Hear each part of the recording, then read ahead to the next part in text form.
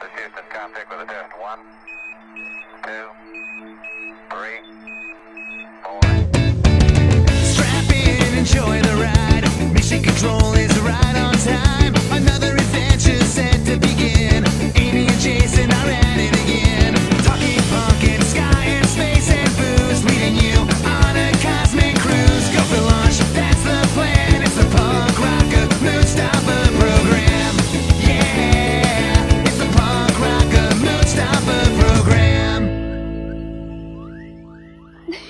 I'll dive in because we still have never actually discussed how to introduce the beginning of this show. So I feel like every time we do it, it's just a mess. But hello, everyone, and welcome to another episode of the Punk Rocker Moonstomper program.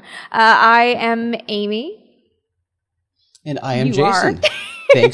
Thanks for joining us. Thanks for hanging out, guys. This is always fun. We have no idea what we're doing, and that's what makes it fun. Yeah.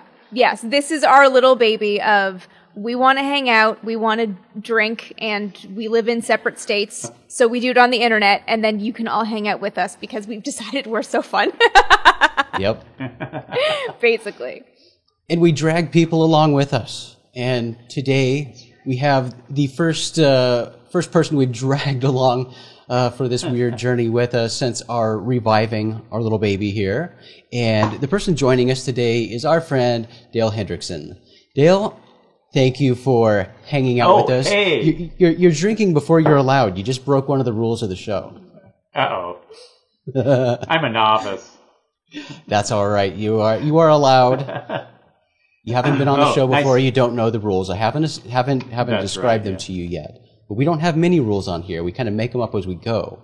But big rule is we have to introduce what we're drinking, and then when our drinks run out, the show's over.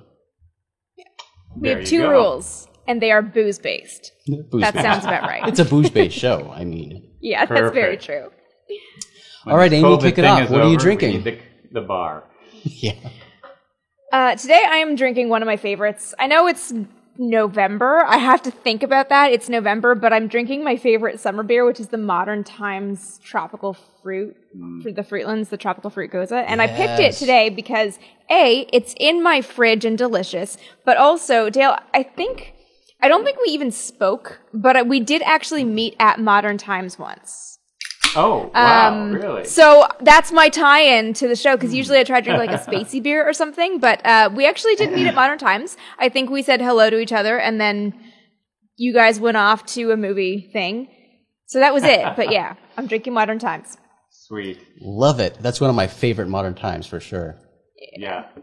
Dale, how about you, buddy? What are you drinking? Well, I'm drinking my. It's early for me, I must say, but I usually do. I like this guy here, Knob Creek. It's kind of smooth. Is that on? Yeah, I love Knob Creek. It's a good one. I usually do an upscale, what I call Jack and Coke. So instead of Jack and Coke, I use Knob Creek and Red Bull. So it's usually kind of 2 for 1. So like 2 Red Bulls to 1 shot of Knob Creek, and that's kind of my favorite social drink. I don't drink beer as much, but it's just kind of a different thing. Like I have to be like in a hot summer day or somewhere and pull out a freezy cold beer. That's cool. But for evenings and things like that, it's got to be a bourbon. Yeah, and you have your Red Bull going there, and I guess that's your artist's secret weapon for keeping you running all the time. It is. That's why like 3 a.m, I'm like, what? This place is closing already? Yeah, you are the worst to go to Vegas with, my friend, because as Amy knows, I'm a crotchety old man, and I like going to bed at 8 o'clock. So Yeah, we're usually like hanging onto your shirt. Wait, come back. There's yeah. There's Yeah. Go to bed at dancing 8 over in o'clock. But Jason's Question. also the one that's like 3 drinks in at the slots at 7 a.m. So it true. just I takes the start regular early. Vegas schedule and just like moves it up about 7 hours from the average person. I know, That's true, my walking by schedule is Jason in Vegas, it's like, as I'm like a novice going over to the actual pay bar, it's like, what are you doing? Sit true. at one of these machines. Buy drinks in at Vegas? Come on. 8 in I the did morning. learn this trick from Jason. Yeah. Don't go to one of those. Now, if you sit at one of those pay bars, but you have one of those cool little things on the counter where you can like do blackjack, then it's cool. Then you get your drinks free there too. I'm so glad I helped educate you guys. This is You great. did. It's just, And I've passed we this have you on at to that. other people. I feel like your knowledge is just spreading throughout the world and helping everyone enjoy Vegas a little bit more. There you One day soon, we'll all be able to do that again, I hope. There you go. I can't wait. Well, Amy, Jason, what I are am you also drinking a Modern Times. Love Modern Times. Today I have one I've never tried before, and it's a big beer, Wow. but it's called Alien Radio. I thought that was No. perfect for our discussion today with my alien friend Dale. This is a double IPA, but it's not supposed to have a high bitterness, rated high on the bitterness scale, the International Bitterness Units, which I don't understand how a double IPA can have low IBUs, but we'll see. But it's a hazy IPA, which I enjoy, and I love Modern Times. And how could I not On the love a hoppy beer level? called Alien Radio? So that's what I've got today. Yeah. That's perfect. Nice. By the All way, right. Cheers, I guys. discovered a new Modern Times in. Distant cheers, guys. Cheers. You just discovered Cheers. new modern times? I discovered a new Modern Times restaurant up in the Santa Barbara area, and it was friggin' awesome. We have one in LA here, Modern Times / Dankness Dojo. I mean, Dankness you just can't Dojo, beat yep. a place Yep. like that. I mean, with a name like that, you got to go, right?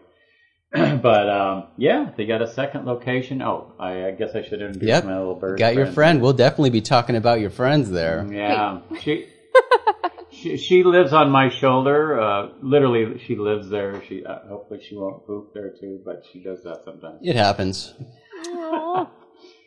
Yeah, she keeps track of all my drawing and what's going on. She's the bird in my ear. Yeah, I'm a huge fan not only of Modern Times as a brewery, but yeah, their restaurants as well are amazing. And we'll certainly be talking about food together today too, Dale. Yeah, And nice. but Modern Times, their food is vegan, and so that's always fun. You know, you can go get vegan sausages, vegan hamburgers, barbecued, And like vegan whatever. good vegan sausages Really too. good. I feel yeah, like man. yeah. there's always the thing of like, because I'm not vegan, you guys, but I think, are you vegan too? Yeah. Okay. See, I yeah, I'm have my- veggie. You're getting there. So Yeah, I'm not quite as intense as you guys, but I know it's so hard to find like a good veggie or vegan sausage. Some of them are just like, this is okay. This is trying to be meat. Right. And some of them are like, oh, you didn't try to be something else. You just tried Right. to be awesome. I Yeah. love it. Yeah. Yeah, Yeah, Modern there's Times some has really great good stuff now. food. So They I've really I've do. never been to that one, Dale. I'll have to try that one. I didn't Yeah, know there was it's really one up there. cool. They have a great outdoor patio thing.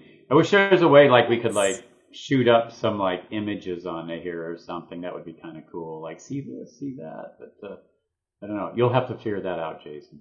I will. I am magic. There is magic is when it comes to Post-production Yeah, magic. internet videos. There's magic that happens, Yeah. and we will see photos of it for sure. There But you go. Yeah. That's- It's. I thought it was new, but they said they've been up there maybe a year or two, but I haven't been up there for a while. So yeah, awesome though. So cool. well, I think the first thing we have to talk about together, and hopefully it will be the shortest segment we talk about, because our preferred way of doing the interviews on this show, which aren't interviews, they're friendly discussions, Dale. But Put my We try not- interview pad away. we try not to focus too much on, your job and what you're primarily known for. We want to talk about other things because I know you have other Yes. interests. So we'll get into that. But first, let's get out of the way the awesomeness that is you. You are a creative genius, and you have spent your career course, in character development and illustration, and you've worked on a few kind of known shows, I guess. You know, Little startups people you might hear know about The Simpsons. one day. Yeah, I mean, I think I've heard of The Simpsons before. Yeah. So, A little. so you know, Amy and I Yeah. kind of Long like The journey. Simpsons a little bit. Okay, we're insane about The Simpsons. We love The Simpsons. And I think I've delivered both of you an overbite now. Yes, we have both been given our overbites. Yes. I was just thinking I should have had that. Well, Jason, you have mine, so you can show how awesome it is. 'Cause Magic mine of is the not internet. on hand. Look at the Magic look of at- the look at the internet. photos. But yes, Dan, I should tell you, I absolutely love that. Oh, good. That Well, drawing. good, It is great. fantastic, and it makes me smile every time I look at it. So yeah, thank you. Well, you're so welcome. Yeah. Yeah. I don't know. I mean, I feel Yeah, like I have it's- so many questions, but I know we don't want to talk about your work too much, but I Well, mean, I just, It's allowed. We have to get into some of it. I mean, certainly we can start with The Simpsons, and that's certainly not where your career started. Yeah. But yeah, I want to point out that No, but it you- feels like it. It feels like it. Because Yeah. when I started on The Simpsons, I literally was on some of the worst half-hour animated shows at the time, because like the industry was dying or something. And I feel like, God, I just got my start. I'm going, and now this job. It was over at a studio called DIC, and we were doing something like, it was a takeoff of Barbie. They were trying to like do something like a fashion doll animated show. Fantastic idea. So I was like, well, there's a paycheck, but this can't possibly last too long. And of course it didn't. And then I was like, what do I do? And then somebody told me I just heard there's this weird little studio doing this weird little cartoon. They said they were looking for somebody, so run down there and check it out. So I did, and they kind of they looked at my portfolio, which had nothing in it that resembled what they were doing, and they said, "You're hired." So I was like the first hire to do the half-hour show, because they'd just gotten a green light to actually do a half-hour, and they almost lost that because the first episode that was created, the full half-hour episode, was so bad the network was like, this isn't like what we thought we bought. And so I got a call, you're hired. Then I got a call like, no, wait, sorry, there's a problem. So the second episode, while it was in production, being done by the two main guys, David Silverman and Wes Archer, who had done a lot of the Tracy Ullman shorts, which the show is based on. They did the second episode, and it was phenomenal, and the networks were like, yay, we like that. So it was like, oh, okay, you are hired now. trying to So think, like, whoa, this is my brain is not remembering. What was the second episode? I remember hearing that the pilot episode was not super well received. yeah. And I It was know, I mean, pretty weird. I'm a devoted Simpsons fan, especially the first like 8 or 9 seasons. And Yeah. I just think, you know, how it positioned in the landscape of pop culture is so interesting. What was the second episode that kind of won everyone over? I'm not remembering the order. Bart gets an F, or Bart gets... Yeah. Oh, I Bart can't even remember gets the an I think name. that's I think it. it's Bart gets Right. an F. I think, yeah. Yeah. Yeah, that was it. And Amy, And I it will was- point out, I don't know if you're trying to kiss ass here, but Dale was with the show for seasons 1 through 9 before you left for a while. 7. 1 through 7. So that's why Oh, you wow. like seasons 1 through 7. Nice. Yeah. Yes. Why, thank you, Amy. Those were truly the best seasons. I really had no idea, but yeah, those were the, I know. I've watched so many, like, you know, these deep dives into, like, what killed The Simpsons, quote unquote, and sort of like the shift in the tone of comedy and stuff. And I'm like, Yeah, these are all true. It is very interesting. I mean, as a writer, I'm always interested in like how half-hour comedies like that can be written in ways that are so layered. Like there was a Yeah. joke in the one, I think it's The Way We Were, when Homer's recounting how they met. And I found a joke the other day that I had never recognized before, where Marge is burning her bra when she gets all into the feminist stuff in high school, and it goes up in flames instantly, and she says, "Oh, it must be the tissue paper." I like, for some reason when I was a kid, I thought that was because they were just made of cheap materials, and I was like, "Oh, I get it now." I like just heard that joke, so I think that's the beauty of those early seasons. Are like, not only is it's I love the painted cell look, I love the way it looks, but just like the jokes are so layered and everything was just so. Yeah.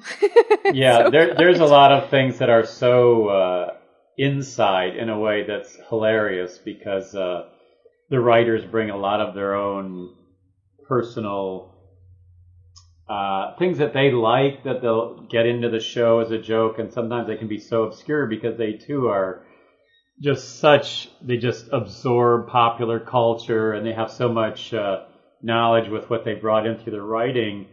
And you'll see stuff squeak through that. It's just like, it is so layered. And I think that's what makes it enjoyable on reviewing them, is because you miss a lot off the surface view, that's for sure.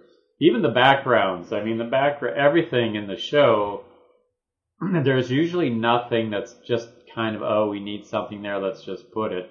I mean, obviously, if you're doing a background and there's trees and stuff, you're going to have trees. But like the buildings and the signage and everything is so meticulously gone over, and it's everything has to make its point. Sign jokes are strong in The Simpsons. Yes. Oh, they're nobody so does it Yeah. better than The Simpsons.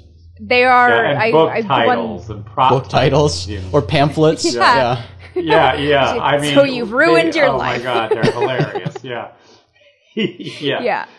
Yeah. There's just one of my favorites was a book entitled "Outing of the Elves." It was like so awesome. Yeah, and one of the things that elves, surprised me so much when I learned more about The Simpsons and how it's made, and I guess I picked this up when I came to visit you at the office, Dale. But just learning how, and I'm sure this wasn't the way in the early days of The Simpsons, but now, I mean, everything is so compartmentalized, I guess. It's separated. There's somebody who creates like every little thing. So, there are character developers. There are people who do backgrounds. There are people who just do inanimate objects. Yes. People just Their specialties, are tasked and, with the specialties. Yeah. Yes, the industry has always kind of been like that, especially on these kind of shows. Hold on a second. It's been ever since I can remember. You have people that are just really good at drawing books and what we call props, the inanimate objects that get moved around. They have to be designed. I've got to do a guy in a wheelchair, so we've got like this whole wheelchair thing designed, so I don't have to worry about that. I just got to deal with the guy that goes in it, kind of thing. Mm-hmm. So that's how it's broken up. Character design, prop design. Oh, he's writing with a pencil and paper. Well, someone has to draw what that pencil and paper is, because there's a whole lot of things that go into that. As simple as that is, it has to go through color. And color has to decide, well, what color is this pencil? And is this pad of paper different colors on multiple sheets? It's as you go like down the pad, are we showing shadows? All those things have to be like literally mapped out so that overseas and wherever we go with the show, they know what to do. It's like everything needs a blueprint. Yeah. And so when did you come back to the show? Was it season 22? Let's see. It was 2010. So what season was that? I have no idea. Yeah, I don't either, to be honest. I don't know. Yeah, there are so many seasons, and what was it now? 31? Is that the current season? We're actually working on 32, and I guess the premiere just happened. A few So I have a question for you, and it relates to the most recent Treehouse of Horror episode, and I did not actually watch it, but I was reading about it, and I saw some images from it, and it definitely made me think of you because, correct me if I'm wrong, but didn't you also do some work with Hanna-Barbera in your career? Yes, I did. For those that remember, that was a studio. It was one of the greatest studios. And for sure, so yeah. In the recent Treehouse of Horror, I saw there's one of the skits that is, or one of the segments that is like mini Homers from different universes or something, different realities, like coming into one, right? Don't a bunch of Homers appear? I think there are a bunch of different Homers that somehow wind up together. And a couple of them look like they're straight out of Yogi Bear. They, there's one Homer that looks like Yogi Bear. There's one who looks like Huckleberry Hound Dog. Yeah, I mean, we do obviously parody a lot of other shows, other styles. I think that's what's so great about our couch gags too, by the way, because we've brought in guest artists just to work on those couch gags, the opening, where the Simpsons all run in and say what? Yeah, we've had Banksy, we've had a lot of these different people do. Del Toro, even did one. I mean, it's just like fascinating from an art culture. There's just been some great stuff done that way. But yeah, we do parody things all the time, and there's always that squeezing through the legal issues. But parody is parody, and you can, as long as you can make it clear that it's parody, then you can do it. It's right for that. She's adding her 2 cents. So, Amy, I'm going to move off Simpsons pretty soon. So, if you want to ask any more Simpsons questions, go for it. I feel like the one question I want to ask is, of all of the characters you've designed, who was the most fun to design? Most fun. What was the most fun to do, as far as a whole experience, was the characters for Spinal Tap. Because we actually got to go to a hotel and meet all the Spinal Tap guys. Fun. Yeah. And of course, Harry Shearer is often a voice anyway on The Simpsons. Yeah. But so that was an overall fun experience. But then the other one that's probably one of the most earliest in my career, when I started at The Simpsons, within the first season, we needed a news guy. That was just like, we knew that was going to keep coming up. And so I designed Kent Brockman. And nice. That was fun just because I had a lot of free reign with that. But there's, the script comes to us with descriptions. The writers have already written, a big jolly guy comes up, or a drugged out druggie is sitting in an alleyway, whatever they've described, that's kind of the starting point. But then the individual director of each episode, we have about 9-10 directors, and each one takes on an episode for that season. And they have a lot of say in what they want to do, but once they've kind of agreed what they want to do, then we're on our own to proceed to design accordingly with notes. I would often get, and back then Brad Bird, I'm sure you know who Brad Bird is, was one of the directors, and they would come by and just drop little yellow Post-its on my desk of these little scribbles of, how about something like this or that. That's kind of, we'd get this back and forth input a lot. But Kent Brockman, it was like, I needed a newsman. And in LA at the time, there were several. Well, first there was a TV show with I think it was Mary Tyler Moore with Ted Knight. That was the blonde news guy, hilarious. And then there was several local LA news guys. One was Jerry Dunphy, and then there was a Hal Fishman, I think. And these guys all were had the same wavy white hair, and older guys, and I don't know, I just kind of settled on that as inspiration and drew up Nice. Kent Brockman for that. Awesome. So that's that's probably a good one there. Nice. All right. You may move on from Simpsons, Jason. Well,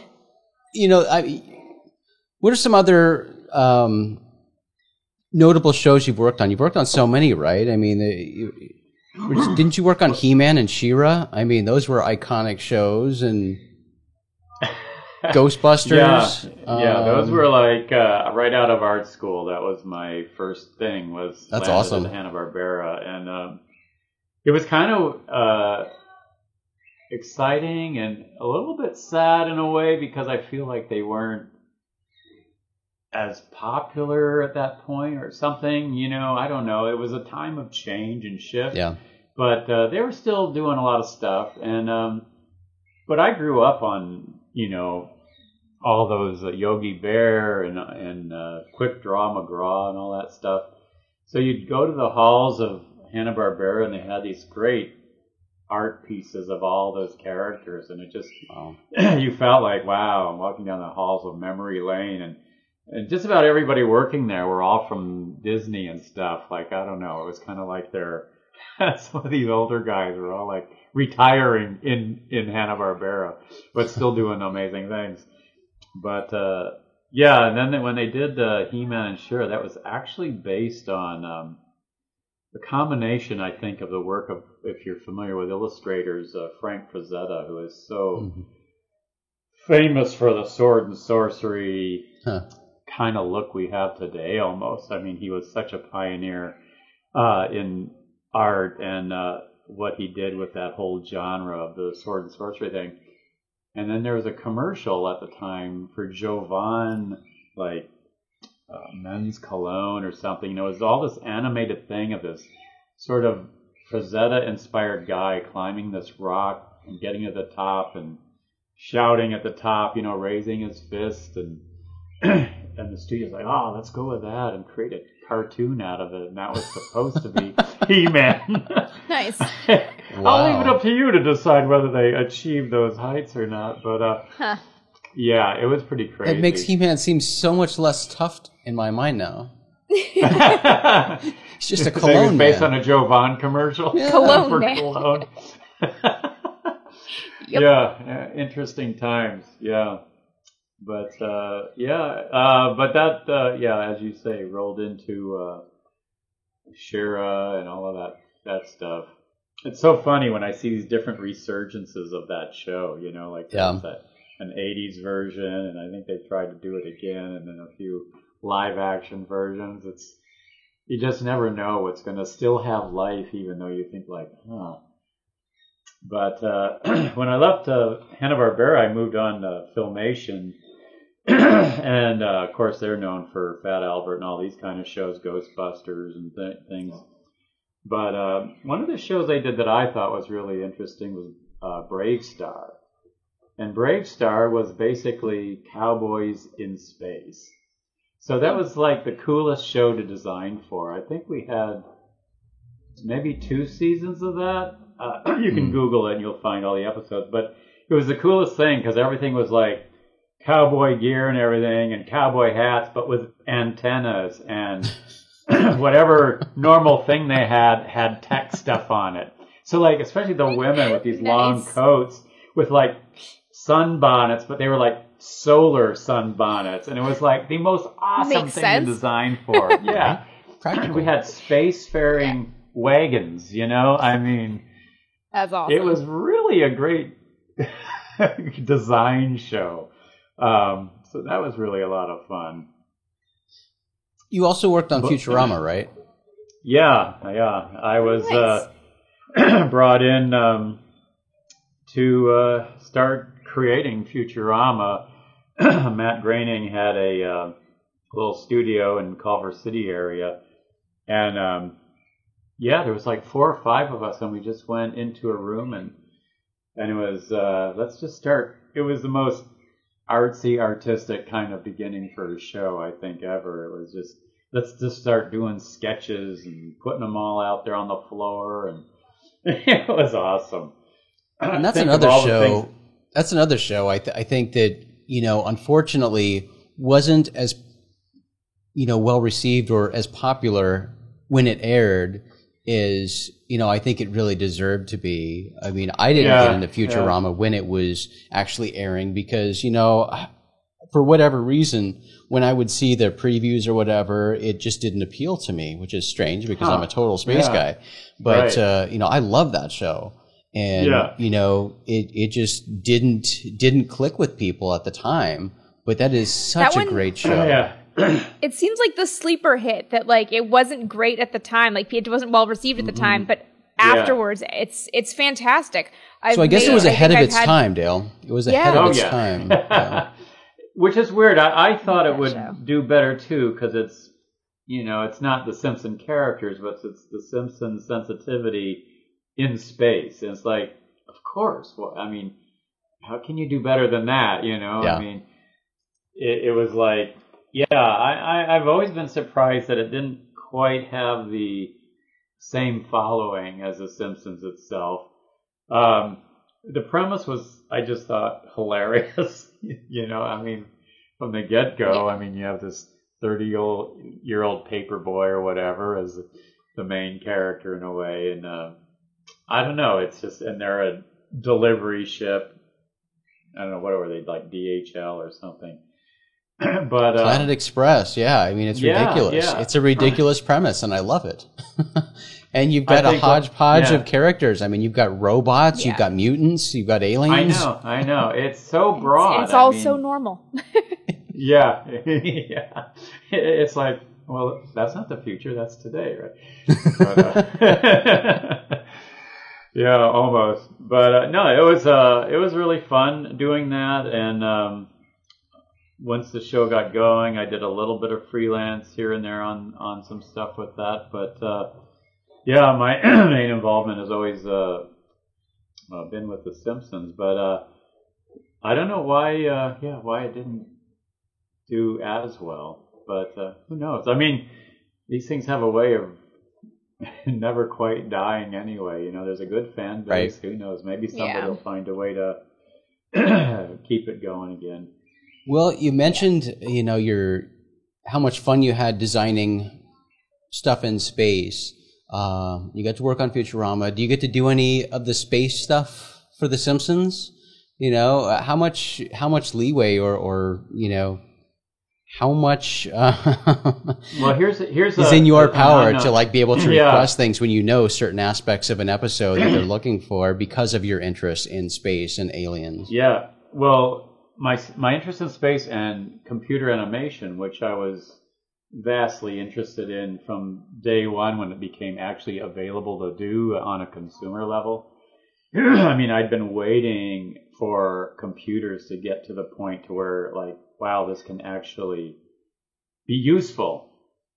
And let's see, back in '94, I think, the Amiga computer came out with such an awesome 3D program. It was competing with Macs at the time for its art abilities and stuff, but the Amiga was actually able to do full-on ray trace rendering, and nothing Amigas on a were desktop. awesome. Yeah, nothing was able to do that at that time. And I immediately glommed onto that, and it was super user-friendly, and that taught me everything about 3D animation. So in our episode back in, I don't know what episode it was, in the early first group, there was Homer Goes to Space. We needed Homer riding up in a space shuttle. So I actually brought in Amiga computers into the studio, and Amiga was one of the first ones to do a cell shade line thing on your animated sequences. So I built out a space shuttle and rendered it with this cell shade, and we printed them out like every frame. So this whole spaceship was, coming up out of the earth and all that, and doing its thing, rotating, and we had this perfect thing, all done in cell shade line work. And then all those printouts were sent overseas, and because we were still doing cells at the time, they just went over it, or just printed them out on the Xerox that they were using and did the cell painting and everything. And that's how that got done. So we had actual early computer animation on The Simpsons because I brought in these Amigas, and I was the only one that seemed to know anything about it at that point. Nice. So that was Did you one use the episode. Amiga for the potato chips? Yes, we did. I love that Yes, we shot. did. And Yeah. I have a question about this Yes, launch. you were in the corner because, there. Thank you. Sorry, the way you were just describing that sounds like maybe you helped design the spacecraft that actually launches in that episode. Because well, I have been asked, yeah, as a sort spaceflight of. historian, what vehicle is it meant to be based on? And I'm like, I don't know. And people have gone down the rabbit hole of like, well, it's not quite like, it's not a shuttle, but it's also not dinosaur, but it's not a dream chaser. So like, Well, it I was have a chance definitely to get this based- question answered. Yeah, well, it was definitely based on the shuttle, yeah. but it's cartoonized to the point where we eliminate lots of details, we simplify Yeah. things, and we try to bring it into the Simpson universe as much as possible. So, yeah, the main shuttle is what it certainly was based on, and we took Yeah. a few liberties, obviously, Yeah. in the simplification. But yeah, the main shuttle. So there you go. Okay. Yeah. Because I think I've even had people suggest that it is an Air Force design because the rocket looks like a Titan III.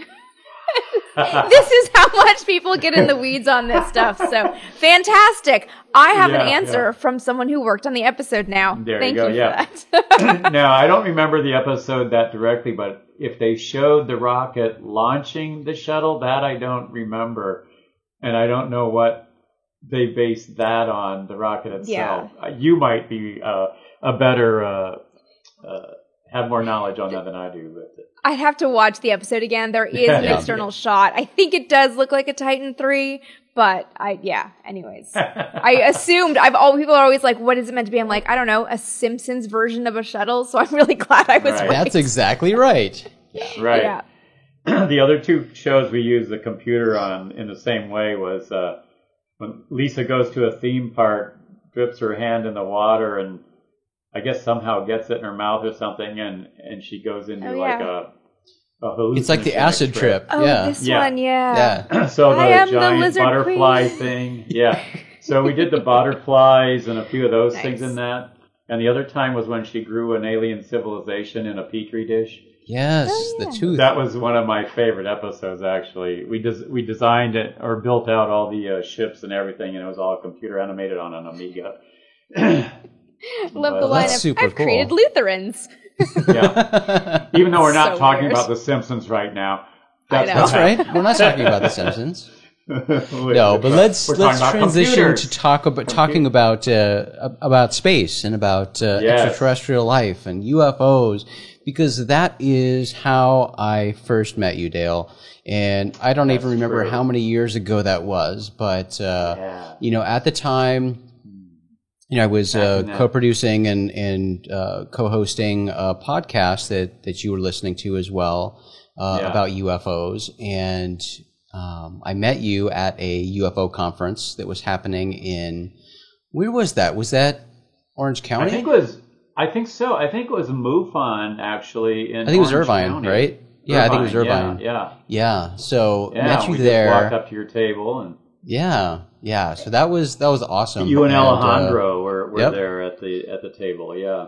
Yep. So, we've been BFFs ever since. Yeah, Dale and I sure. have actually been vegan, for the same amount of time. Our Pretty much, spouses yeah. and we Oh, wow. all Yeah. became vegan together.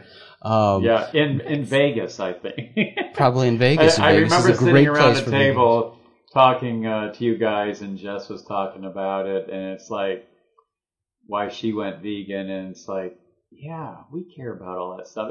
We didn't go vegan right then; we were vegetarian, but when we got home, like I don't know how many weeks or months it was, but it wasn't very long after. It's like, look, we know this stuff. Let's just stop supporting the destruction of the planet and everything else. Let's get on board here, So yeah.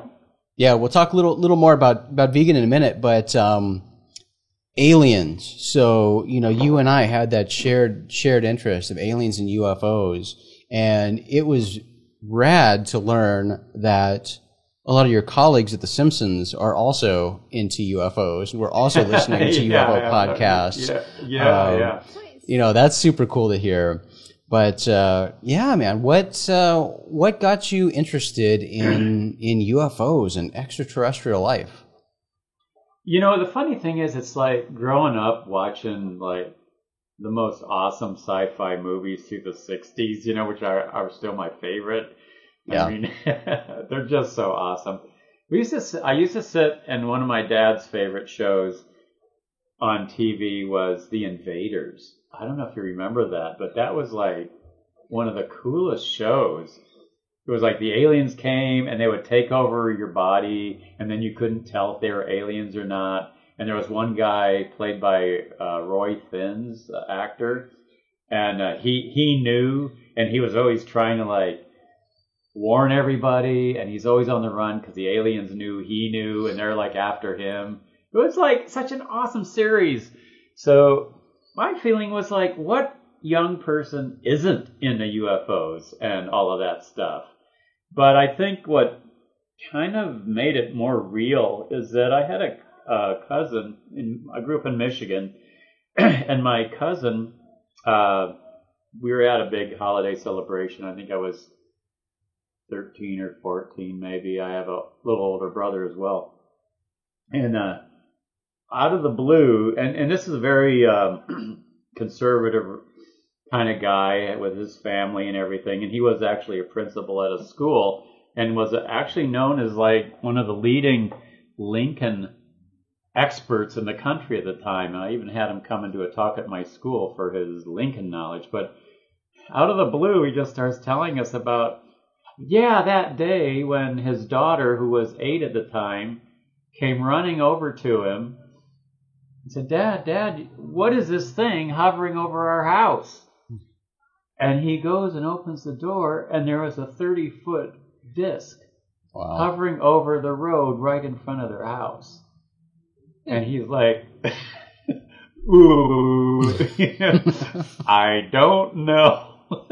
Yeah. And it made no noise, and it just floated over the treetops and disappeared. Wow. The next day, his daughter went to school, and he had to pick her up from school. She was in tears.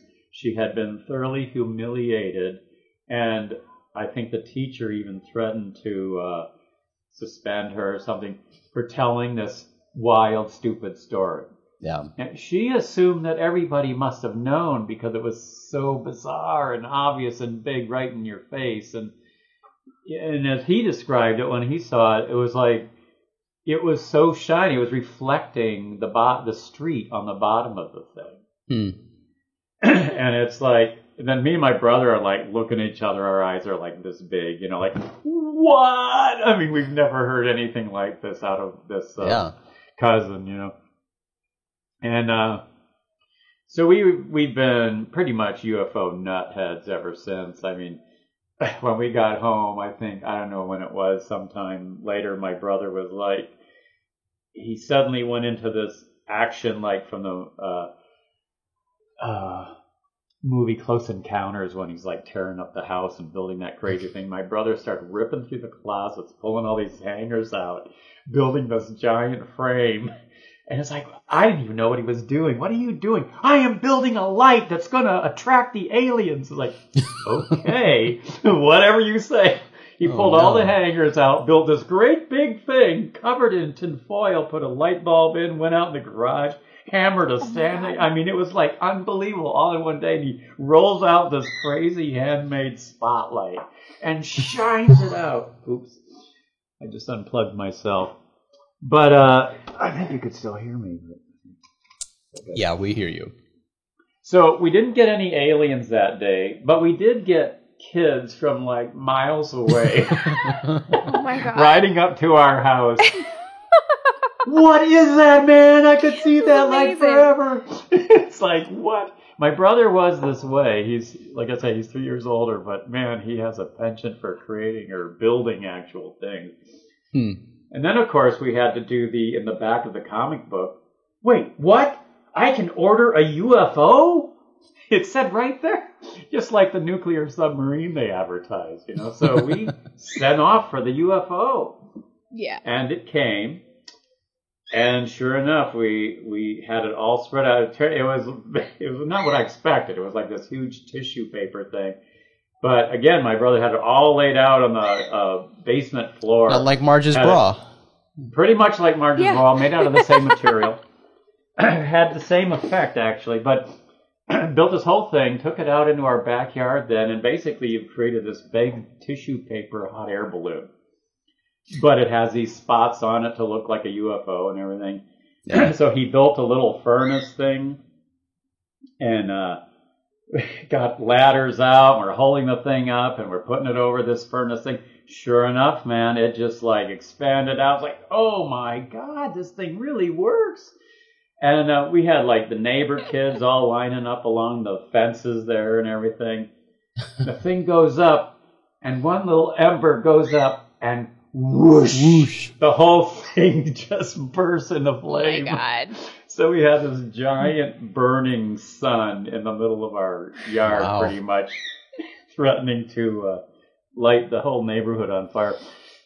Luckily, there's not much I've almost done that paper. because I've done tests. As a responsible UFO researcher, I've done tests with sky lanterns, with Chinese lanterns, because those do prompt a lot of UFO reports. And to properly educate myself, I decided I needed to learn what these things look like, how they behave, when they're just taking off, what they look like in the sky, what they look like when you use different colored lanterns, how that changes the appearance. So I did a fair amount of testing with these, but being in Phoenix, being in the middle of a desert, it's not very. No, nothing happened. Don't worry, nothing happened. But don't light 500 acres on fire. I was terrified that it would. I mean, these things are wholly unresponsible for people setting these things off, especially in desert places, because these are just fuel cells that are floating around waiting to catch something on fire. Fuel cells with a paper balloon. It's ridiculous. And we did have a almost mishap where we launched these things. They're going from like a backyard, and one like sort of crashed into the neighbor's house. It was like on their roof, and we're all, oh no, we're going to burn the neighbor's house down. It's awful. But, not to mention these things just like drift and then they fall, and then you're creating litter in the middle of wherever. I mean, they're just terribly unresponsible for people to be lighting these things off. But it was highly educational, for sure. Yeah. Absolutely. Hey, you're just doing your research. That's right. I'm what an about expert you, when it science, comes to Chinese lanterns. Exactly. Yeah. Nice. Well, Amy, your interest in the history of space is fascinating to me. I mean, it's really, you don't get a lot of people that go into the detail and history the way you do as a young person. I think it's fascinating. I feel like I should show off my little Pete Conrad action figure right here. Wow. I don't know if it'll even show up, but it's a little bit bright under these lights, but he actually has the nope, can't shield it. It's actually him with the little gap tooth and everything. Wow. Yeah, my cat, who is currently sleeping, is also named Pete Conrad, so it's very fitting. Oh, by the way, you have the most enormous cat I've ever seen. What is up with that cat? Those pictures you post, I'm like, my God, how big is he? Pete's a big boy. He's sleeping or outside to lure him up. He's 13 pounds of cat. He does not get treats every day. He gets treats maybe twice a week, so it's not the treats. He's just big. He's a big boy. And I'm very small. So between the two of us, we're just like extremes of species, and then you put them together and we both just look real weird. That's so awesome. Yeah. I love those photos of you with him. I'm glad. Yeah, Pete's definitely the crowd pleaser. One of my biggest regrets in life is when I adopted Pete. He had 2 brothers that were also up for adoption, and I should have gotten all 3 of them and named them Pete, Dick, and Al for the crew of Apollo 12, and built them a little moonscape and some little spacecraft models and let them run rampant, filmed it, and then I would be a zillionaire by now because the internet is made of cats. But at the time, my then boyfriend and I couldn't take on 3 more cats. We could only take on 1 more cat. Sadly, I missed out on becoming rich and famous. Well, based on that's cats. a perfect segue right there to start talking about animals. And yes, Dale, we've been fortunate to be joined by your bird there, Amy.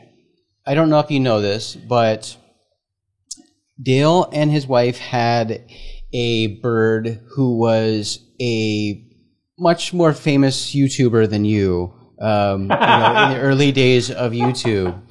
And who was your bird? A legitimate YouTube celebrity. Yes. And this was Mr. Whistly. And Mr. Whistly was famous for having sex on YouTube. And then TV. Whistling. That's not where I thought that was going to go. he would. It would be hard to compete with that. He would whistle while you work after having sex. All right. Oh my Yes. God, that's really that bird really was a champ. funny. Oh my God! So tell me you're gonna splice in a little segment right here. I will.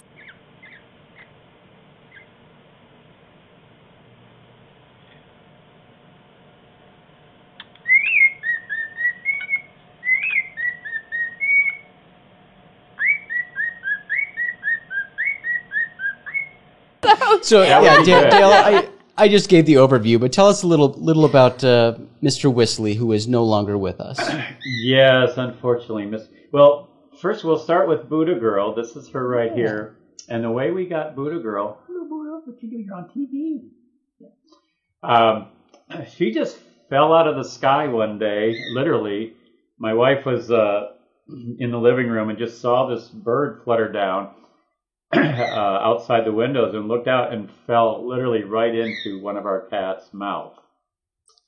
And this cat was oh my God. And the cat itself was like, she was very old and crotchety and couldn't run or jump, so this bird literally had to just land right there. So Pam ran out, my wife, and was like, "Let go of that bird," to the cat. We got a bag or a box, put the bird in, and I'd heard all these stories that, well, once they've been touched by an animal, or I don't know, we had all these theories. We knew nothing about birds. But we got the bird out and went to took him to a bird vet, and the bird climbed right up on the guy's shoulder, and he said, "Oh, this is somebody's bird, obviously, because she's very familiar with just being on people." And so just put signs out around your neighborhood and see who lost a bird. But it was strange to me because the wings were kind of clipped. I don't know how she got up somewhere to be able to fall down somewhere, but so that's how we acquired a bird. We were going to get a home for her, but after the second day, it's like, okay, we got a home for her. It's like we had no idea what to do with birds.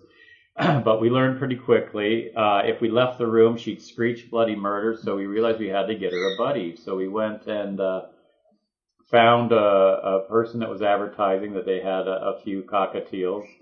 And one of the ones we picked out was Mr. Whistly, because actually Mr. Whistly picked her out, or us out. I had Buddha Girl. We named her Buddha Girl because at the time we were doing a lot of meditation, trying to get ourselves centered and everything else. And Buddha Girl and this bird fell into our lives, so of course that's Buddha Girl. But we went to get this her a buddy so that we could at least leave the house without her freaking out. And we've had her on my shoulder, and we picked this little yellow guy up, who we later named Mr. Whistly. Put him on this shoulder and went right around and started doing cat calls to her. And we knew right away it was a match made in heaven.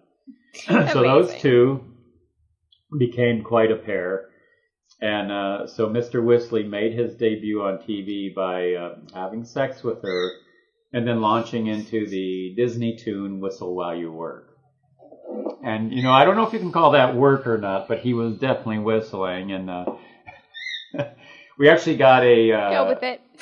a warning from YouTube saying we're not supposed to be using copywritten It's against songs. TOS. Oh, It's no, like- it's not even. It wasn't the bird sex that gave you the No, warning no. from YouTube. It was the song. music. Of Yep. course, Yeah. Disney. Music Oh my God, rights. that's really Yeah. funny. Yeah.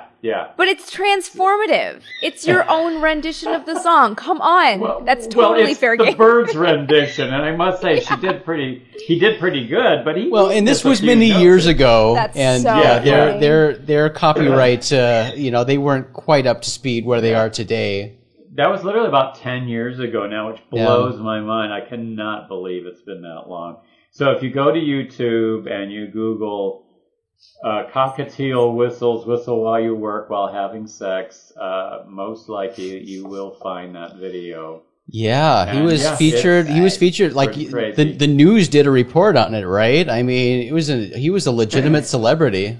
Yeah, well, we even got called from a show in England that does a similar, like, crazy YouTube video thing. They actually came to our house and did an interview, and then they did a sequence on their own show where they did kind of a live action bit before they showed the clip, and on the live action bit, the host is in a bed wearing a bird costume, with another person, and they're all like canoodling or whatever. Oh, excuse me. I mean, it was nuts. It was just so goofy and dumb. But yeah, I was blown away. It went to like 500,000 hits within a month or two, Wow. and then it eventually broke 1 million hits.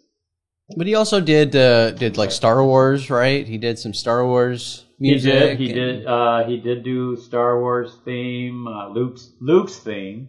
Yeah. And what else? A number of other things, but Whistle While You Work is for sure his famous thing. He was such a cutie. That's so funny. How many birds do you have now? Now we have 6 cockatiels and 3 canaries. And they all love hanging out in each other's cages, so it's kind of funny. Nice. Yeah, That's really cute. Yeah, And we get along to- great. To put Pete to shame, tell Amy about your other cats. Your We've got- raccoons. Your raccoons. Yeah. You have raccoons? Well, they have us, I think. We have a sunroom that we built because I have cats, and of course, I'm allergic to cats. So one of us had to move out of the house, so we figured, let's build a sunroom, and the cats can live in there, and there's couches and all kinds of things. I So thought it's for a like, second it was going to be, I'm allergic to cats. One of us has to leave, so I moved into the sunroom. Yeah, Pretty it close. almost. Yeah. The sunroom is actually pretty nice, so I wouldn't mind actually. It's a pretty cool little setup. But there's a cat door obviously in the bottom, and a lot of our cats we don't have an enclosed yard, but we have a large fence all around. But they can jump out, and they do. But over the years, we've had different cats in there, and so yeah, we've got 6 cats? Let's see, 1, 2, 3, 4, 5.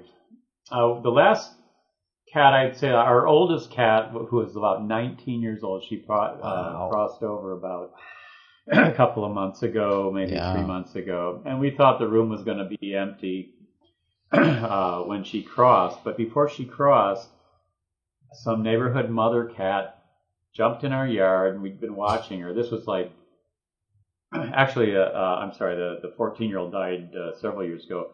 But the mother cat jumped in our yard and deposited 5 babies in our yard. Oh, wow.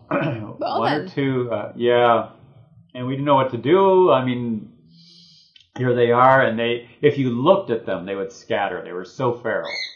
And over the years, though, that we've had these feral cats, they've acclimated to us quite a bit. They all come into the sunroom now. One of them we did lose, I think, was hit or something, and another one sort of wandered away because, again, we don't have an enclosure and we can't keep them in the house. So we've got, let's see, Mama Cat and 1, 2, 3 of her babies, so 4 of them. And just recently we picked up a rescue of a really old cat that was left out. People that were feeding him were moving away, and they were just going to leave this cat in the street. It was horrible. So they brought him over, and poor girl was emaciated and everything else. So we got her back to health, and we've actually been giving her CBD oil, and it's been amazing transformation. She's just like a whole different cat. So we have her, and then somebody else was calling us. This happens, and we try to keep the lid on it to some degree, but we're suckers for rescues.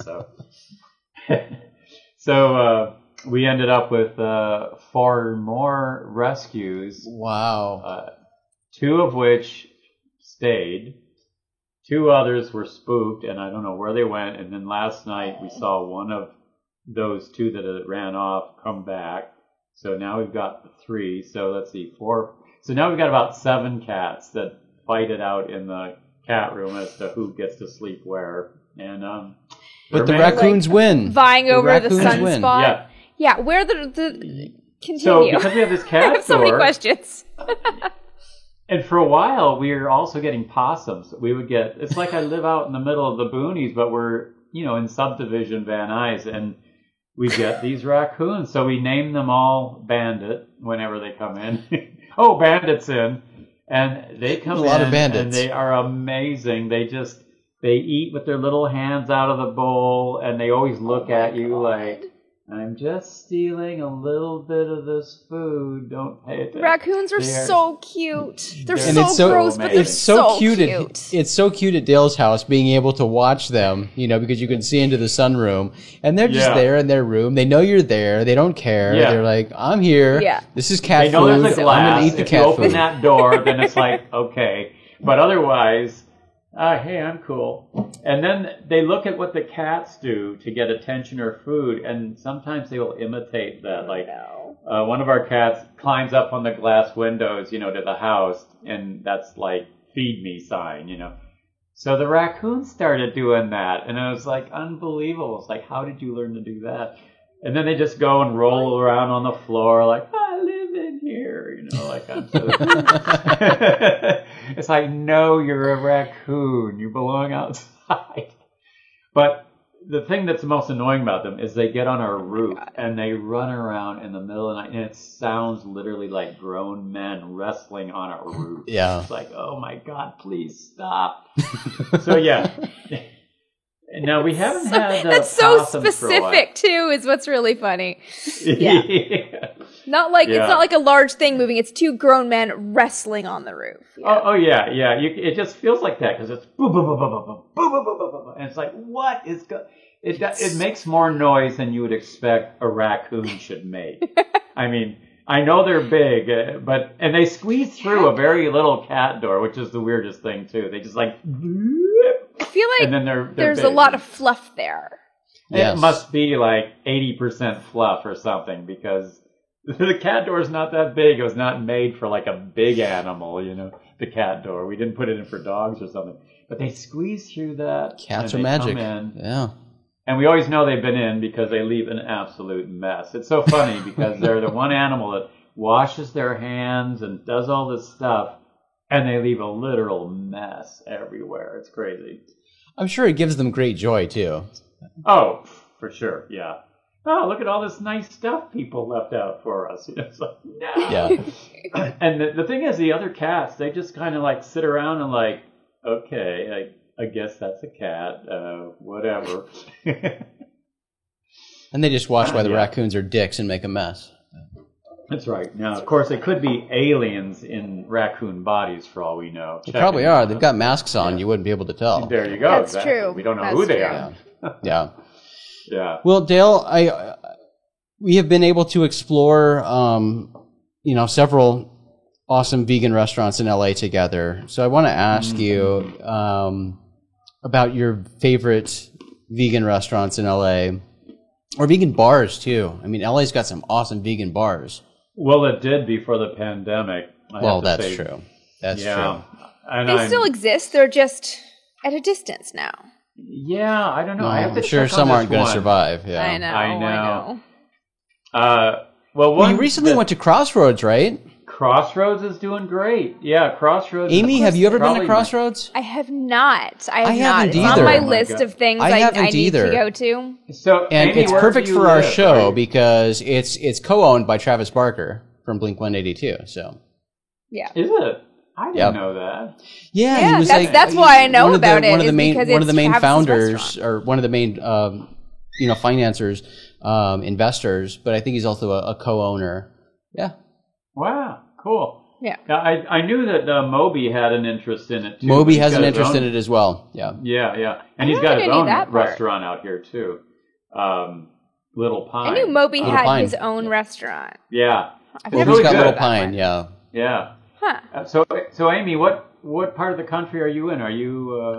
I'm also in way, or- LA. Oh, okay. Yeah. Well, then you've got to go to Crossroads. They've got a great outdoor awning thing they're doing. Yeah. We were just there for brunch. They have an awesome brunch, and it's Crossroads is kind of a higher end restaurant too. It was actually voted a few years ago as one of LA's top 10 restaurants. Period, regardless of. Oh, not vegan restaurants, specific. just restaurants. Right. Yeah. Nice. Yeah, I it's mean, fancy. they're really good. Yeah. Yeah. So it's our fancy place, and they do an awesome kale salad. That for people that don't like kale, you got to try this kale salad because it is. Kale gets a scrumptious. bad rap. It Kale does. so done does right is tofu. delicious. Like I That's also hated good. I tofu know. because I would buy tofu and try to do things with tofu. Oh, what is this? This is some white mushy thing. Who would eat this? This is disgusting. But if you go somewhere that does tofu right, Yeah. they can do amazing things with it. Oh, Same thing with kale. It took absolutely. me a long time to Yeah. warm up to kale. Yeah. But if you do Yeah. kale right, you can do magic with it. Oh yeah. Well, the way Crossroads handles it is awesome. So I'd say Crossroads is top on the list. Our other one is a vegan Italian. Oh my God, in Santa Monica on Santa Monica Boulevard. I haven't been there either. Pura Vida. We were What's- just there the other night too. Never even heard of And- it. Yeah, Pura Vida. And full-on Italian. The owner is also Chef Tara. Give a shout-out to her. She's awesome. She brought all her family recipes to veganize. And Oh, that's awesome. This place has been kicking butt. It's amazing to me some of these places that are doing so well during COVID times, not just with the takeout, but they've now figured out a decent outside with protections and masks and everything else, and it's been great. It felt really good about it. We were just there not too long ago too. Yeah, those two are fantastic. We've got a lot of awesome vegan burger places popping up everywhere that are doing great. But you got to What about check bars? out. I know there's some. I think LA has some purely vegan bars, but I mean they have other Yeah. bars too that are just vegan friendly. Yeah. Some of my favorites Beelman's. are Mohawk Bend. Mohawk Bend has some good vegan Yeah. stuff, Oh, yeah. and they have amazing Right. cocktails. Their cocktails are so good. Yeah. Tony's Darts, is Tony's Darts still around? They are. Yeah, they're still there. I haven't another been one there in I've a heard of. while, but that's in Burbank. They're still doing their thing. I saw people there the other day when I was passing by. My favorite all vegan bar though was Beelman's in downtown LA, and it was a full bar and all vegan food menu, and they were awesome. And I went to their webpage and I tried calling the phone number and it wasn't working, and that was No, that's not a good crap. sign. Not a good sign. So I don't know why, because they did have food, they did have an outdoor little patio thing. So I don't know. They may be still happening. I have to check it out. But that would be a disappointment if they went away. But the other one was Modern Times. They're downtown LA area. Yep. Wait, you just said And- was. Is it gone? Beelman's? No, Or- Modern Times. No, Modern Times Oh, is still no, there, as no. far as I know. Yeah, no, Okay. they're still there. Yeah, Because yeah. I haven't No, been out of my city since March, so I actually have no idea what's going on in the rest of LA. What city are you in exactly? I'm in Pasadena. Oh, okay. Pasadena's got some great stuff. Let's see. I don't know what's vegan up here because I don't hunt vegan, but I know there's places with really good vegan options. No, go to Sage. S-A-G-E. I've been to Sage. Oh, Sage is good. I love. Yeah, that Sage is great. Yeah, it is. It's true. It's all vegan. I kind of forget because there's another one. It's not downtown. I forget where the other Sage is, but I've been to the other Sage. I've ordered from the one that's near me. Actually, I've been there too. Yeah, the one near you. The buffalo cauliflower is always the go-to. Yeah, they're awesome. The one near you is actually one of my favorite locations they have. Oh, nice. They also have one in Culver City, and let's see, where else? I think there's another location. I think the Culver City one that I've been to as well. Yeah, they actually have one out Westlake direction. That's west of all of us here, but. Yeah, no, they're great. Their Culver City one is great. They have a huge outdoor area. They've always had that. And, oh man, you got a place I always love going with Dale and his wife Pam is Shojin. Shojin is a sushi place. Most fantastic vegan sushi. Amazing sushi. They oh my god. Yeah, they do all their menu is huge, and they do all the fake fish and stuff. It's interesting. Huh. Yeah. Oh. Yeah, and they do it so well. It's I've only had vegan sushi once. And it was in Vegas, of all places. I have a weird tendency to go to Vegas with vegans. But yeah, there's a restaurant in Vegas that a bunch of my vegan friends love. And Jason, I've still never taken you here. I think it's just called Chef Kenny's Asian Vegan. Yes, it is. Chef Kenny's. Oh, wow. And it's one of the best vegan places in Vegas. Good. I've never been, but it's awesome. It is. It's because it's off the strip, and you have to take an Uber there. And it's like in a little strip mall. You would never know it unless you go to Vegas with vegans. I think actually. I remember one year for Christmas, Jason, I gave you guys vegan donuts. Yep. Yeah, that was Can't beat that. That was food. Vegas is an amazing city for vegans, and it continues growing. I mean, even in pandemic times, there have been a couple of restaurants that have opened there. But they're people in Las Vegas are called Las Vegans, and now it's got a double meaning because it's just such an incredible city for vegans. The restaurants there are amazing. Yeah, and we always stay at the Wynn hotels because every restaurant is required. Every restaurant has a vegan menu. Yeah, and they have some awesome stuff there in different restaurants. They have a place we go for breakfast. I forgot the name of it, but it's sort of a restaurant coffee shop type thing. Man, the pancakes, they had this like giant vegan pancake thing. It was like, to die for. Damn it, I want to go there now. This is making me so sad Vegas that so much. we can't just go to Vegas. I've actually never even been inside the Wynn. It's my cousin used to have trade shows out there a lot, and they'd always stay at the Wynn. Oh, yeah. I've still never been inside. One of these days, I will just suck it up and stay there. I guess that's one thing we haven't done in Vegas, Amy, and that is really just do the stroll down the strip and like pop into all the properties. I mean, that's like a normal Vegas thing, but we haven't done that. I know. We've really been very I've done location bits based. and pieces. We do. We end up location based. We're like there for a show, and we go to the same hole in the wall vegan option restaurants every time. Or we take a lift to Frankie's, or we haven't. Well, I know we haven't we're really in done the Vegas, and you property guys hop. are there.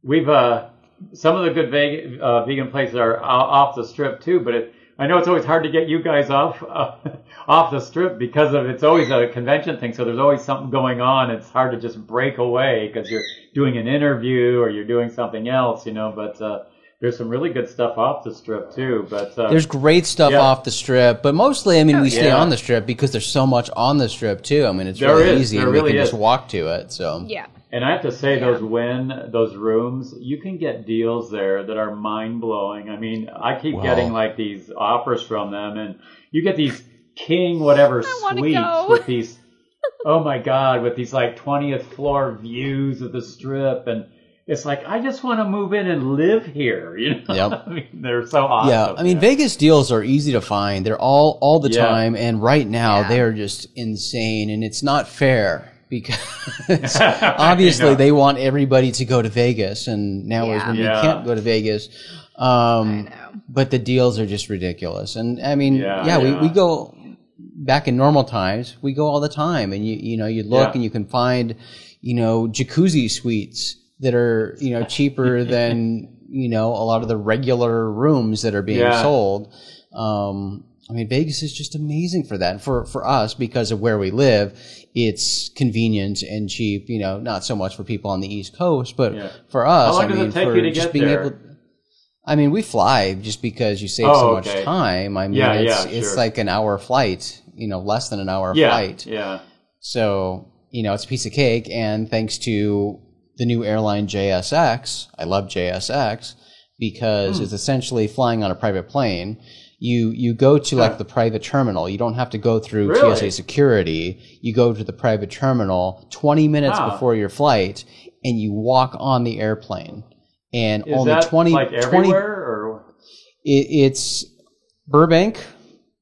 It's in Burbank. Wow. You can fly from I think it's in Burbank. You can fly from Burbank to LA to Vegas. That's really it. They're a short hop airline because that allows them to stay under FAA regulations and whatever to keep things cheap. So from Phoenix, I can fly to Vegas. I think I can fly to Burbank. I can fly to Orange County. I know that. Not to San Diego yet, but they're working on expanding where they go. They fly to Oakland too. But yeah, they just have these few places they fly in the Southwest. But you go to the private terminal, you only have to arrive 20 minutes before your flight. You don't go through security. You board the plane. You get free drinks on the plane. Only 20 people are on the plane. So it's a great thing right now, especially pandemic times, because, fewer people, you're not going through the airport, you're just going to the private terminal, and, they spread people out, they require masks, all that. But you get free drinks, no security, 20 minutes before the flight, it's great. And in Vegas, it's great because they land at the private terminal, and Dale, you'll love this, it's like right next to where the Janet Airlines are that fly to Area 51. So you get to be like right next to the Area 51 jets. Nice. Sweet. But when you go out from that terminal, you just get off the plane, walk right out of the terminal, and get your lift. It's like really 5 minutes to get over to like the Luxor if you're staying right there on the south end of the Strip. So it's just a straight shot down this one street, and you're already there. So there's like so much less time spent, with the travel and the waiting at the airport and stuff. So because that's an option, that's primarily what we do. If we were to drive, it's not a bad thing either. It's like 4.5 hours for us, 4.5, 5 hours. Yeah. So that's easy too. Depending on how you drive, Yeah. It's Which about is what it 3 is to from here, 4 too. from here. Yeah. Yeah. I actually love the drive, to be honest. It's So just do like I. I totally It's a beautiful zone drive. out. You Yeah, both isn't do. it? That's weird. You guys are weird. Love it. You just get this desert. I like to maximize area my that's- Vegas I time. don't know. I know, but Well- part of it for me is like I like getting into the it gives me 4 hours of just this like beautiful scenery. I can just like chill out, Sure. listen to Yeah. music, and just like transition from work mode, life mode into like, Exactly. and I'm on vacation now. I And get like that. there's Yeah, there's so yeah. many. There's my favorite spot on that drive is right before the border of Nevada. You're kind of up, and then there's like a down slope, and you can see just everything. And there's like that solar factory or solar farm there. It's a solar and I just farm, love yeah. that. Yeah, and I love And that you those can suns so that are, like, clearly. glowing and yes, what are it's those so things? interesting to look at. Yeah. It is apparently. Yeah. I looked it up once. That they harness the energy, so all of the sun hits those mirrors, and those mirrors hit that thing, which like harnesses all the energy and it's does so some bizarre. magic that I don't Yeah. remember. But that's compelling, and I love that you can I'm sure that's clearly alien. see It's the gotta be border. alien. Yeah. Definitely aliens. Because, like, the Yeah, town yeah. of Prim is, like, there's nothing, Yeah. and then there's, like, the 2 massive casinos that pop up, and it's just, like, it's like, what? and Yes. I'm in Nevada. Like, it's always Yeah. really funny, but it's this beautiful vantage point coming up over Yeah. that hill. Like, That's I always love the bathroom drive. break for me. It's like, Yes. okay. Yep. I stop in I Prim just can't also. go another. That 30 one also I miles get or- gas in Prim every time, so I don't have to get gas Yeah. on the way out of Vegas. Because if I Right. fill up in Prim, I can get home on that same tank of gas. Sure, yeah. Now, have you ever Yeah. been to Area 51? I have not. Have you? Oh, yes. 3 times, I think it was. Seriously? You've been 3 times? Yeah, I thought I told you all of that. Wow, Yeah, back 3 in times. the, I've never been to Area early- 51, actually. I so. didn't think civilians Wow. could go. Well, you Are don't you actually not go into to Area 51, but you go out there. You go to and the Sure, gift they shop? let you right in. It's like You go to the gate. Disneyland. It's like, come on, here's the... No, yeah, you go to the gate. It's, Go to Rachel, yeah. It's you go to Rachel, which is this Spielbergian little micro town outside with this little bar, the Little Alien, Yep. and it's just so character-wise as an artist person. It's just like I could just stay there, you know.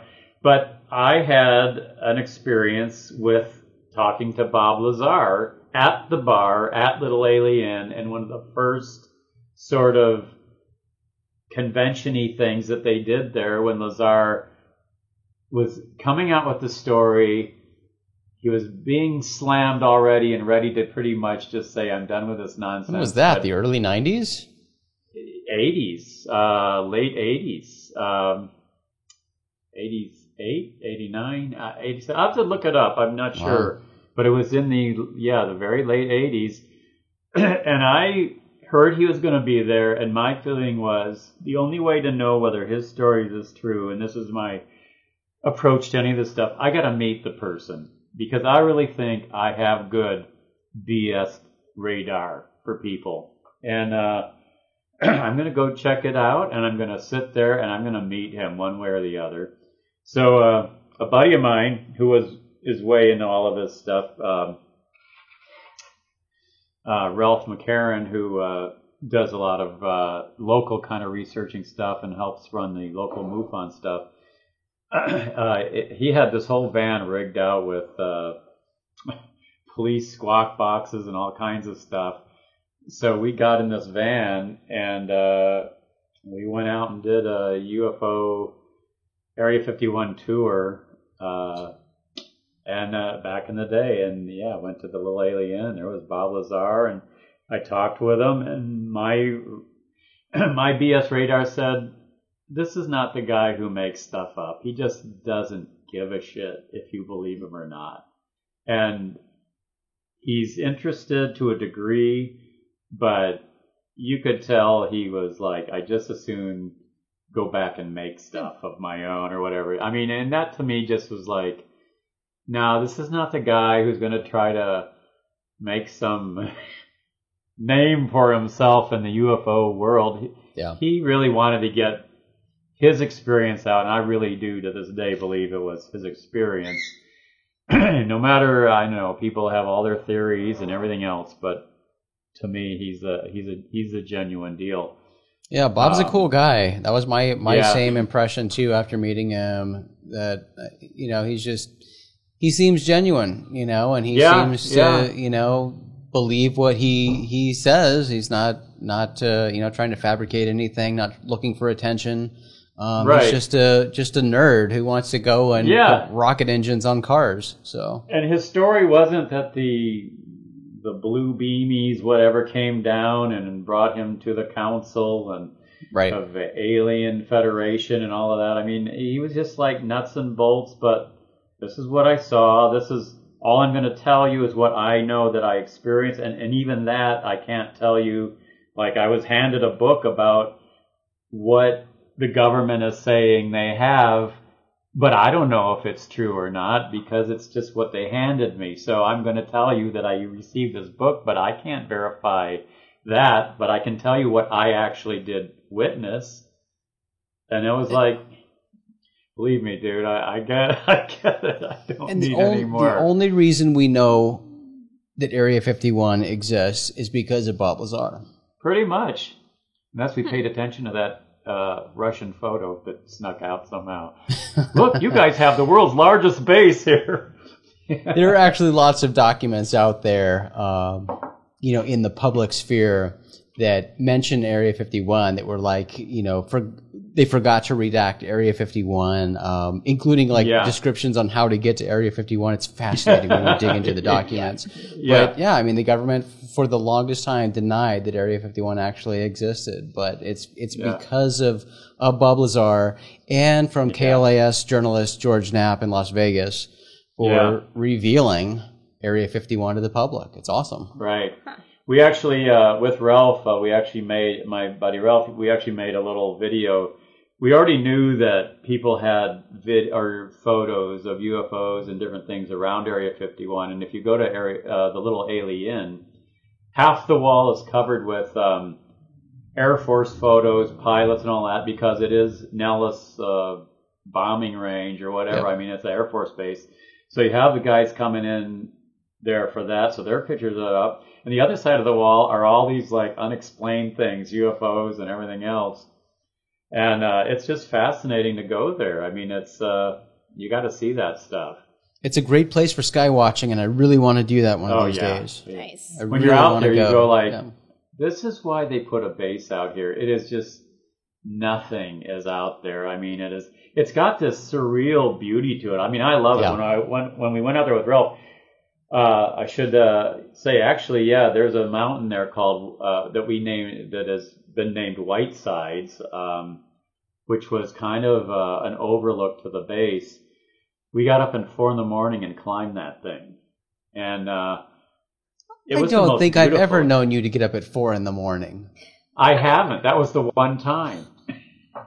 It seems like a good time to do it if you're not going to do it once. I guess, because you don't want to get caught, even though we're on public lands.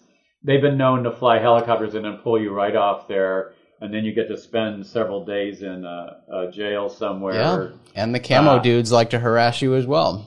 Oh, yeah. So early in the morning was what you wanted to do. We wanted to be all the way up on that ridge before the sun actually came up. I had a Canon High 8, and after the climb, I'm asthmatic, so I was like 20 feet from the ridge, and I just had to stop. So my buddy grabbed my camera, and he went up, and he scanned the whole base. And I think we are probably the last people to get a regular person's video of that base on video.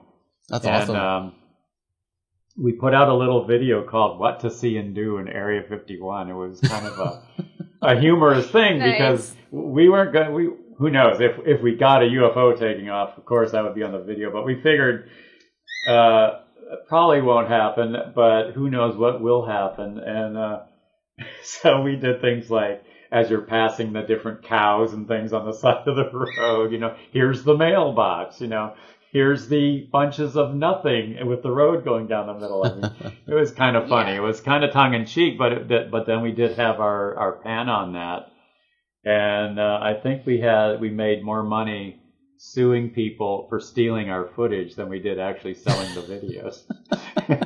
We actually did make, which was crazy. All these known UFO research people that were putting out docs at the time, it was rather disappointing to see that they literally would lift our footage off of it was at the time a VHS tape, and put it on their own. And then they like slow it down as if we wouldn't know that that's what they did, Yeah.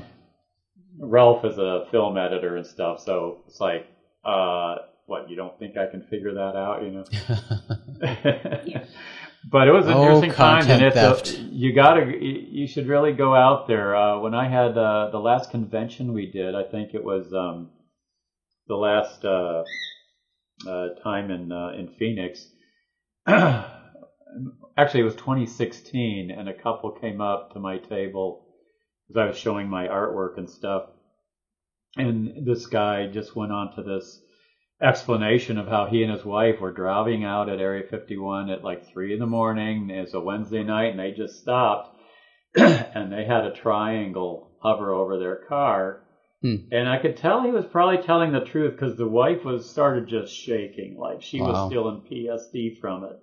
She couldn't even talk about the experience hardly. And then he actually asked me, "Do you think you could draw that and this and that?" And I said, "Yeah, well, sure. Send me what you want to do." I didn't hear from him again, but it inspired me to do one of my later pieces of art, my lenticular piece that I know you've seen, Jason, or have. Yes, that's awesome. Yeah. And since you brought that up, where can people go to see your art and maybe purchase your art?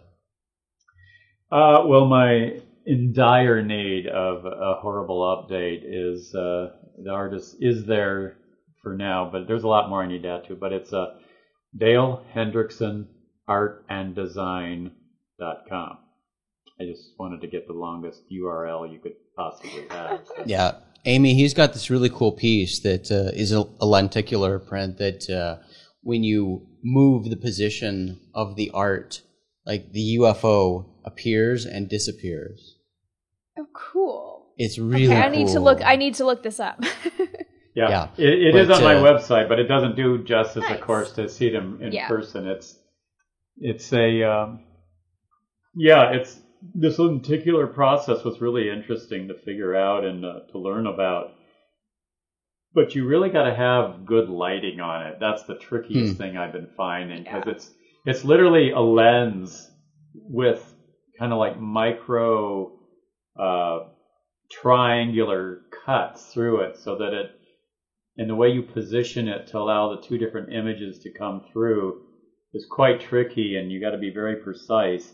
But because it's the sort of lens, light reflects on it in a weird way. But if you get good lighting on it, it's stunning. I mean, it just kind of glows. I know at the convention when we did it in Pasadena, the Alien Con, that was probably the best setup. Nice. There was lights way up high, so it was very diffuse. Yeah.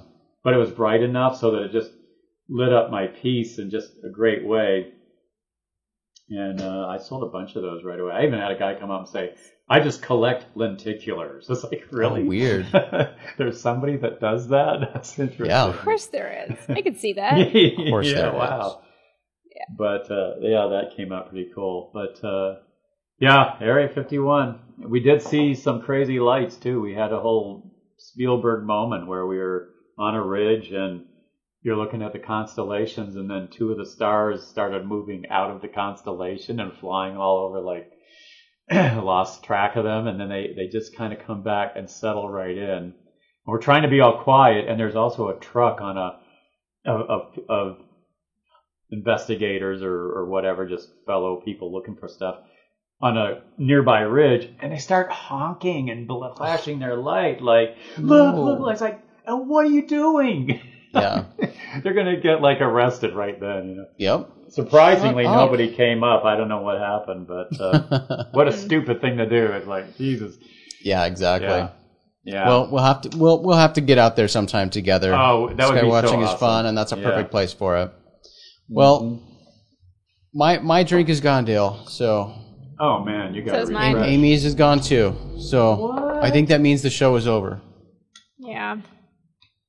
Well, do we have time for one more question? I wondered what Amy's UFO interest or experience has been, because you're so science-based. Yeah, I think my UFO interest is being friends with Jason. Well, he is a UFO. That's I know.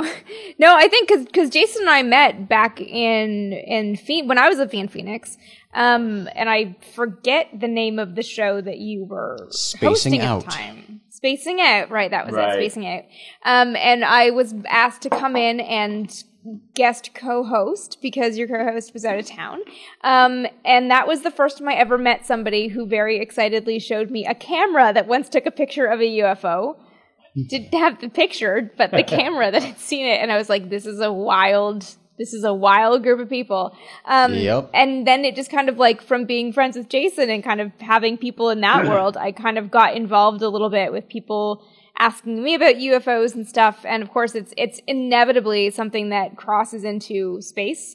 So I'm constantly asked to talk about it, about the history of Area 51. So my way of coming to it is as the skeptic who, you know, if something is truly unexplained, then that's very interesting and I want to find the answer to it. But I also, you know, have done the history of Area 51 in terms of Air Force programs and CIA programs and what's been declassified and, you know, matching flight logs that have been declassified with sightings and stuff. So my interest is this sounds really bad, but my interest is always in disproving it to show you what's really happening. But you know, at the same time, if something can't be answered right away, then like that's awesome because then it's still very interesting and still a mystery. So yeah. Right. Well, actually, I think the UFO community needs a person of your perspective anyway, because ideally, we are about science, not rumors, not theories, not explainable things. And so many times you're right. I mean, 99% of things are explainable, and all of us who take this seriously or have had experiences or different things are so tired of, somebody taking videos of flares and sending them in as like reflections on their own camera, and all the other crazy things. And one of my favorites. Yeah. One of my favorite moments of refreshing. Yeah, of UFO people who are just desperate to find something. I was in a park, I forget what park, one of the big ones in LA. Anyways, and there was a group of UFO watchers. It was like a Sunday afternoon, and it was their group UFO watching, and they were doing this whole thing about the visitors and all this stuff, and they all got really excited with something like flashing, something obviously reflective in the sky, and they're all like, we found a UFO. You're here to see it, because I'd wandered over to just look at what was going on. And I look over here, and there's a quinceañera party going on. And clearly one of the foil balloons had escaped. And that's what was reflecting the sunlight. And I just thought it was one of those things. Maybe escaped. Maybe. A lot of those gatherings in LA parks are done by people who call themselves UFO summoners. And maybe it was a summoners group. They're just con people who do strategically launch balloons and get a bunch of people together and say, look, there's a UFO. I called that UFO and it came and magically appeared right here for us. Right. Well, that's what I always think is so interesting, because there's the people who are so desperate for something to be real that they find something that's real. Right. And I like finding the real explanation to, if something can't be explained, let's learn more about it. Because I think ultimately at the end of the day, all of these, because I've done a lot of like talking head interviews for a bunch of shows that have, unexplained things, and I've seen some videos and I'm like, I don't know. And then I research it, and I'm like, oh, this is actually a very cool atmospheric phenomenon or something. So for me, I like using it as a way to get people excited about more tangible things. Yeah. No, that's very cool. And I think it's good. I mean, obviously you're open-minded, but also taking that perspective. And I think it's really valuable. I also think it's valuable when there is something that is so unique, like the famous hole punch cloud New York airport UFO incident, where you had all these eyewitnesses of a disc, a silver metallic thing that poofed through the clouds and created literally a hole through the clouds. The science debunking explanations, to me, need to be held to as high a standard as those reporting the UFO. So it's kind of like, well, you can't claim it's an aerial phenomenon that has also never been seen. That is, a natural phenomenon that has also never been experienced before, that there's no data on, and then it's only theoretical. I hear that thrown out by the debunkers a lot, and so I want to hold them to the same standard. You know, like, well, the hole punch cloud happens at X amount of atmosphere and height. Doesn't happen at this level of where this thing happened, or similar things like that. So I think it's good to have someone like yourself that has the open mind, but it can also debunk the science too when it's misused to explain something, because that happens a lot. I look at I'm sure you've looked at the recent Tic Tac whole experience with the pilots and everything, and I don't know what your thoughts are on that, but I find that pretty compelling stuff, since it's obviously you have eyewitnesses, you have ground radar, plane radar, everything else confirming from 4 or 5 different data points, and it just defies explanation. Well, it certainly does. And Dale, we're out of drinks. We've got to end the show. Yeah. But all right, we'll do another. We'll do another UFO episode sometime. Yeah, we'll have to bring you back just UFO talk. We won't waste any time on, The Simpsons and stuff. Yeah, we could talk about Kodos and Kang. Come on. Don't blame me. I voted for Kodos. Punk rock. We didn't get to punk rock. Yeah, we didn't even get to that. We'll have to have a second. So that's our next thing. An episode 2. Punk rock and UFOs. I like it. Those are my things. Sounds good. All right, man. So great talking to you more virtually. Hopefully we can meet again in person. In Vegas or Yeah. at Area 51? Yes. In Vegas, 51. Yeah. Camp trip, camping trip. Yeah. I'm up for it. Awesome. Fantastic.